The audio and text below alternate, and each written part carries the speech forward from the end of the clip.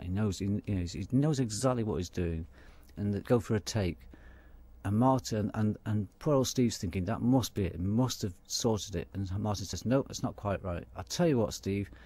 Do it again, but this time do it faster, but slower."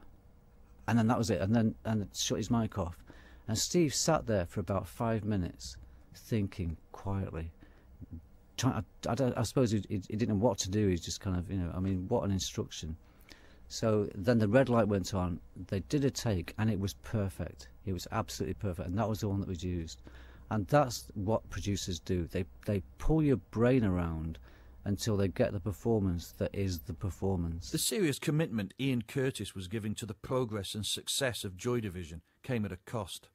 Constant touring, the new pressures of being the singer in a cult group, the chaos of his private life, the intensity of his ideas and songs, all of it fuelled, or was fuelled, by an increasingly regular series of epileptic fits. The last thing he needed was late nights, loud music, flashing lights, heavy smoking, constant drinking. As Joy Division moved towards inevitable chart success, this was what he got. Here's Rob Gretton. He had an epileptic fit on the way home from our first gig in London at the Hope and Anchor, and we took him to the hospital. I think that was the first fit that he ever had. As time went on, he did start to get a bit depressed about being ill, because I think he was a bit embarrassed about it. I mean, it was still a good laugh, even right to the end, really. Joy Division's songs were obviously deep and damned, and Ian Curtis was definitely fighting dramatic personal demons. And in his lyrics he was wildly signalling the physical and mental danger that he was in. But no one thought that he would actually kill himself. He attempted suicide a couple of times just after the March 1980 recording of their second album, Closer. Wilson tried to laugh it all off, jokingly urging Curtis to succeed next time to ensure his legend as rock casualty. Unbelievably, Curtis did succeed, hanging himself on the 18th of May, 1980. Bernard Sumner. I just had a real good day. I was been water skiing in friends in Portland-le-File near Blackpool. It was a really nice sunny day, and I just got back to this house, to this friend, and the phone rang, and it was Rob, and he just said, "Oh, Ian's committed suicide." And I said, "What, he's tried to commit suicide?" "No, he's done it, he's dead." And the room just spun round, Tony Wilson. I was in an editing suite at Granada on a Sunday afternoon editing a World in Action, because I was working for World in Action then, and the phone call kind of picked up. It was Rob, and Rob said, I said, "Listen, Rob, I'm in the middle of editing the World in Action for tomorrow night, don't disturb me." He said, "Oh, I just thought, you should know that, whatever." So I said, and I told the editor, just, "I'll be back in 30 minutes. I can hardly remember driving from central Manchester to Chorlton, where Rob lives. But I remember when I came out of Rob's house 20 minutes later that it was incredible the way my car was parked, like sideways in the middle of the road with the front on the pavement. I mean, the way you actually park a car when you're in a state of shock, is so different from the way you park a car anyway, normally. It's just like nothing matters, does it? I'll leave my car in the middle of the road because nothing is relevant, really. Peter Saville. It was Ian's death that provided this enormous response, and as a result of that, people buying records. I mean, they were cult-ish.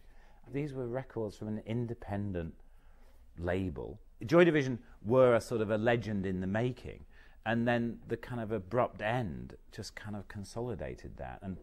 And most rock and roll deaths and suicides, they're usually drink and drugs, but in this case it wasn't that. Ian wrote Love Will Tear Us Apart and kind of underscored it. And this resonated with people. There was a truth there. The remaining members of Joy Division decided within days to continue making music, but not as Joy Division. The practical Gretton and band decided what it all meant was that they should carry on as another Manchester group, one that sounded just like Joy Division would have sounded if the lead singer had killed himself, and they decided to carry on.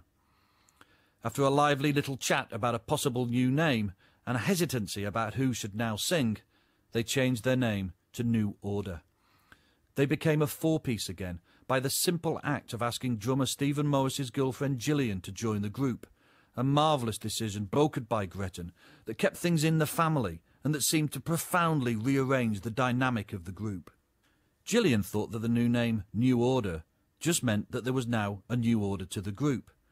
Less sympathetic onlookers felt that the name, following on from being a group named after the prostitutes wing of a Nazi Germany concentration camp, confirmed that the group had an unsavoury fascination with Nazi imagery.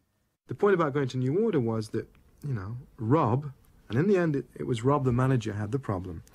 And he messed around for a while and let Hooky sing a few songs and Barney sing a few songs and Stephen sing a few songs and the rest of it. And then, you know, and I can remember at the time thinking, what about, you know, my own thought was Simon Topping of A Certain Ratio, who I managed, and it was Gretton's masterstroke to have no one new in the group.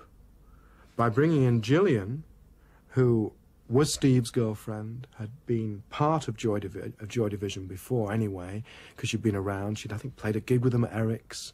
She was part of the family, as it were. By bringing her in on the left-hand side of stage where Barney used to be, with guitars and keyboards, and moving Barney over to the centre, you solved the problem. You now had a four-piece group with a singer, but the family had not been altered. Pre-death and now post-death success of Joy Division, followed by the post-Hannett Avant disco New York electro twist New Order were giving the melodic dynamism of Joy Division, meant their factory, for all its commercial perversity, was making money. Continuing the idea of the Factory Club, Factory Records decided to pay royalties to Manchester and give back to the community by opening the Hacienda Club in a textile warehouse turned yacht showroom near Oxford Road Station. It was Gretton's idea to imagine that what Manchester needed was a nightclub run by people like Factory.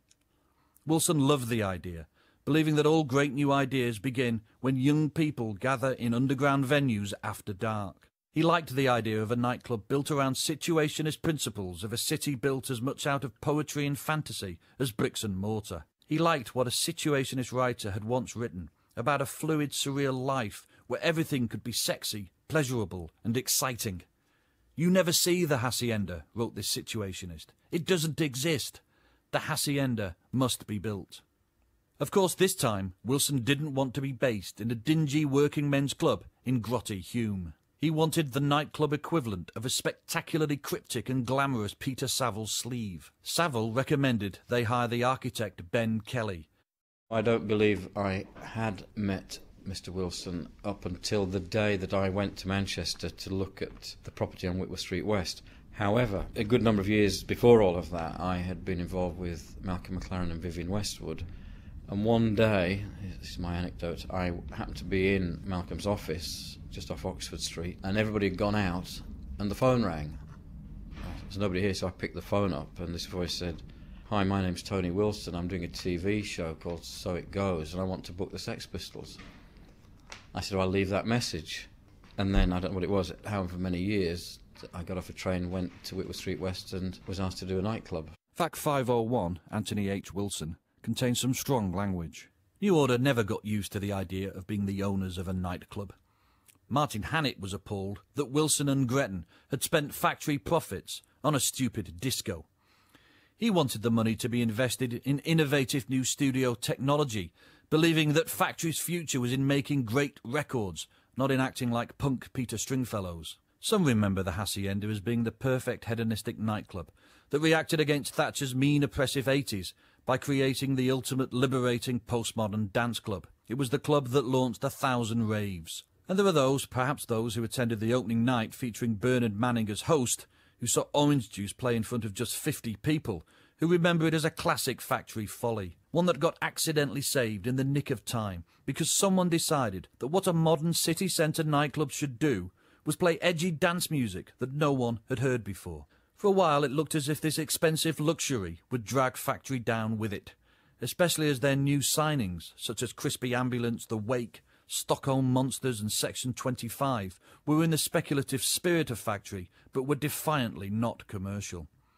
And it was disheartened to see other producers successfully exploit the new technology that was revolutionising modern music, and which he wanted to be part of. The money Factory did have coming in from Joy Division and New Order was paying for the Hacienda. Hooky from Joy Division and New Order. The whole Hacienda thing was Rob and Tony's idea, which was